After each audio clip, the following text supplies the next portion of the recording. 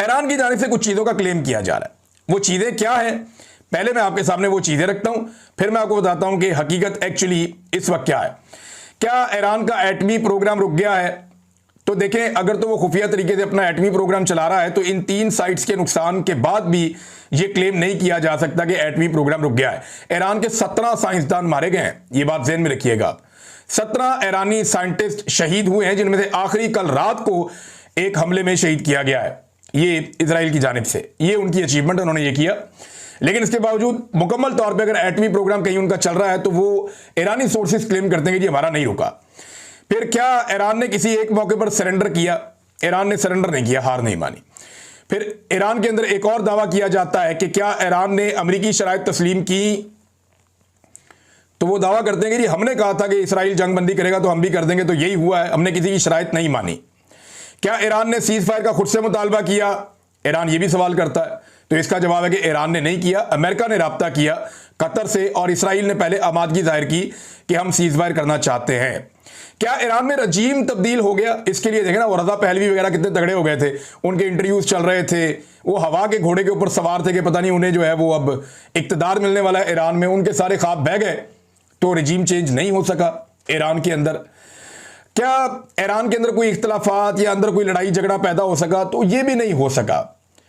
और यानी ईरान को इसमें कुछ सफारती सतह के ऊपर भी कोई बहुत बड़ा नुकसान नहीं हुआ, बल्कि ईरान ने सफारती सतह के ऊपर इसमें कुछ कामयाबी हासिल की है।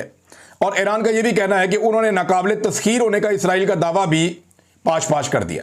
अब ये ईरान की तरफ से दावे आ रहे हैं, लेकिन कुछ चीज़ें ऐसी हैं जो हमें डिस्कस करनी चाहिए। नंबर 1 ये कि ईरान के अंदर इंटेलिजेंस का बहुत बड़ा फेलियर हुआ, ये ईरान को मानना पड़ेगा।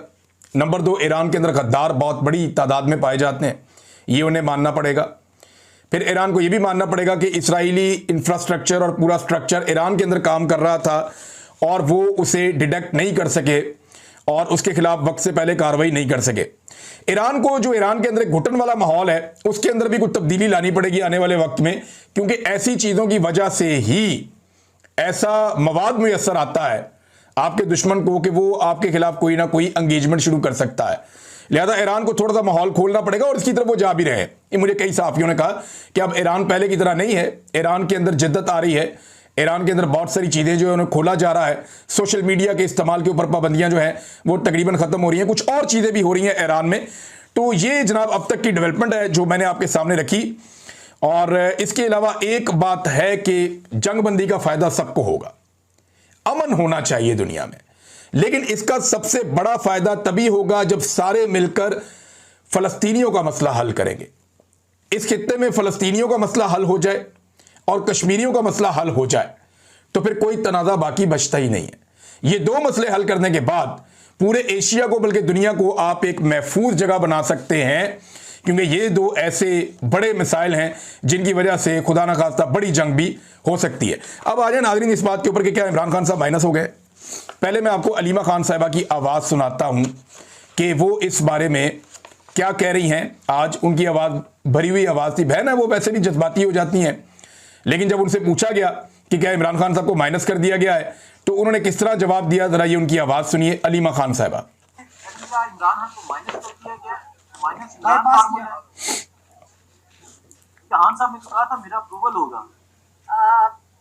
मेरा ख्याल है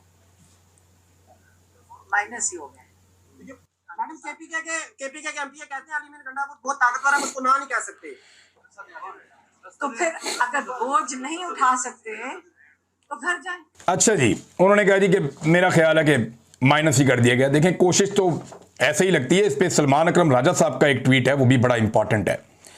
और सलमान अकरम राजा साहब ने जो बात की है उसको अगर आप पढ़ें तो आपको आइडिया हो जाएगा कि सूरत-ए-हाल वैसी नहीं है जैसी खैबर पख्तूनख्वा में बताई गई।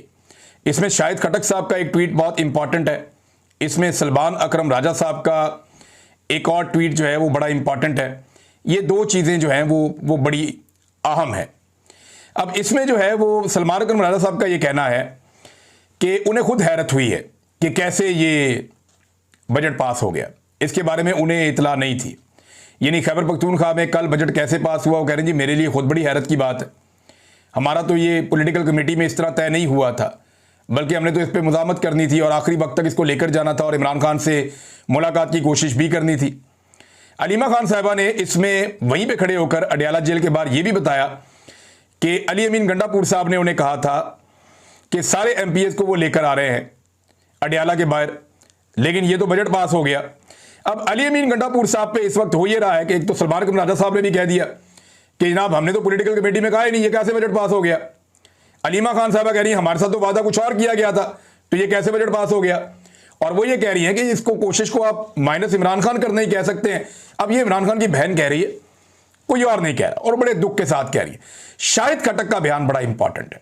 और देखिए ना, ये शाहिद खटक वो लोग हैं जो वो यूथ है इमरान खान साहब के करीबी लोगों में से हैं, मुराद सईद के साथियों में से हैं, और इन्हें वफादार समझा जाता है पाकिस्तान तहरीक इंसाफ में इमरान खान साहब के वफादारों में से।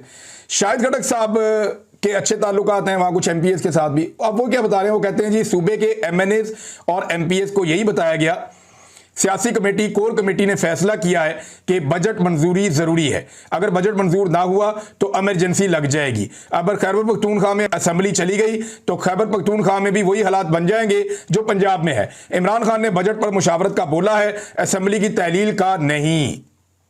इमरान खान ने खैबर पख्तूनख्वा और पंजाब की असेंबली इसलिए तहलील की थी कि हमें इलेक्शन मिल जाए, लेकिन इलेक्शन नहीं करवाया गया है, जिसके नतीजे में 2 साल तक पीटीआई के ऊपर जुल्म बदतरीन फस्तायत होती रही, जिसकी मिसाल पाकिस्तान की तारीख में नहीं मिलती।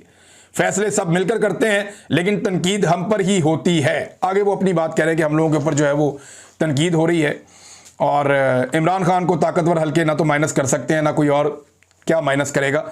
ये जनाब शाहिद खटक साहब ने कहा जी हमें तो ये डराया गया था, ये बताया गया था कि पॉलिटिकल कमेटी ने कहा, लिहाजा एमपीएस ने ये पास करवा दिया। अब एमपीएस कह रहे हैं कि पॉलिटिकल कमेटी का हुक्म हम तक पहुंचाया गया, हम सारे तो उसमें है नहीं, हमने उसके ऊपर अमल कर दिया। अब पॉलिटिकल कमेटी के लोग कह रहे हैं जनाब उसमें तो ऐसा कोई डिस्कशन ही नहीं हुआ, वहां तो ईरान की डिस्कशन हो रही थी, और इस पर तो सिर्फ ये हुआ था कि इमरान खान से मुलाकात करने की कोशिश की जाएगी और इस पर मुजामत की जाएगी। तो ये कैसे हो गया, वो वहां पर हैरत का इजहार कर रहे हैं। इमरान खान की बहनें कह रही हैं हमें ट्रक की बत्ती के पीछे लगाया हुआ था कि हम सारे एमपीए लेकर अडयाला जेल के बाहर आ रहे हैं, और उधर बजट पास हो गया। वो उसे कहती है जी माइनस इमरान खान है, जब उनसे सवाल किया गया तो देखिए क्या इमरान खान साहब को ऐसे माइनस किया जा सकता है। तो सवाल यह है कि अब तक जिसने कोशिश की है इमरान खान को माइनस करने की, वो खुद ही माइनस हो गया। देखिए ना, जब अल्लाह ताला का फजल आपके साथ होता है ना, मेरी नजर में सबसे इंपॉर्टेंट चीज जो है ना वो अल्लाह की रजा होती है, अल्लाह का फजल होता है। अगर अल्लाह ताला का फजल किसी के साथ है तो फिर से कोई माइनस नहीं कर सकता। रब की मदद अगर साथ हो, फिलहाल तो ये नजर आता है। देखिए इमरान खान को हुकूमत से निकाला, माइनस नहीं हुआ। 300 के करीब केसेस बना दिए, माइनस नहीं हुआ। गोलियां मार दी इमरान खान को, माइनस नहीं हुआ। 9 मई कर दिया गया, माइनस नहीं हुआ। गिरफ्तार कर लिया गया, माइनस नहीं हुआ। 2 साल लोगों के सामने नहीं आने दिया गया, उसकी आवाज नहीं सुनाई गई, मीडिया से गायब कर दिया गया, माइनस नहीं हुआ। बदतरीन धांधली करके फार्म 47 की जाली हुकूमत बनाई गई, इमरान खान माइनस नहीं हुआ। इमरान खान के कारकुनों का कत्लेआम किया गया, 2 मरतबा किया गया, वो माइनस नहीं हुआ। उसकी बीवी और उसकी बहनें और रिश्तेदार गिरफ्तार किए गए, वो माइनस नहीं हुआ। परवेज खटक छोड़ गया, उस्मान बुज़दार छोड़ गया, महमूद खान छोड़ गया, जहांगीर तरीन, अलीम खान, अली जैदी, इमरान इस्माइल, असद उमर और दर्जनों बड़े नाम इमरान खान को छोड़ गए, वो माइनस नहीं हुआ। तो नंबर 1 चीज तो अल्लाह ताला का फजल है, मैं फिर आपको कहूंगा। लेकिन लीडर तब तक माइनस नहीं होता जब तक कि उसके लोग उसके साथ खड़े रहते हैं। अगर पाकिस्तान की अवाम इमरान खान के साथ खड़ी ना होती तो फिर आप कह सकते हैं कि इमरान खान माइनस हो गया। अगर पाकिस्तान के लोग इमरान खान के साथ ना खड़े होते तो शायद एस्टेब्लिशमेंट को इमरान खान को इतनी देर तक अंदर रखने के लिए जरूरत ही ना पड़ती, या इतनी सख्त जेल में इमरान खान को डालने की जरूरत ही ना पड़ती एस्टेब्लिशमेंट को, अगर वो माइनस हो चुका होता तो।